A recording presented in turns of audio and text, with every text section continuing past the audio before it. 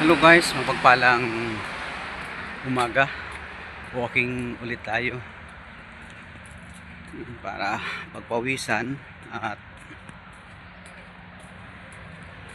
yan, mostly po yung timbang.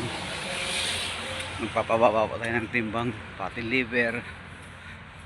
May mga problema na po ng mga iniinda kaya nag-iingat na po tayo. Nahirap na. Okay.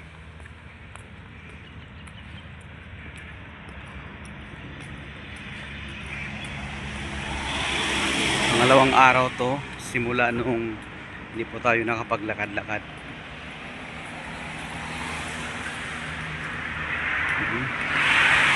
Nakakapanibago ngayon guys dahil ang weather po dito, dati po yung ganitong oras ay napakaliwanag mga 3 weeks ago, 4 weeks ago.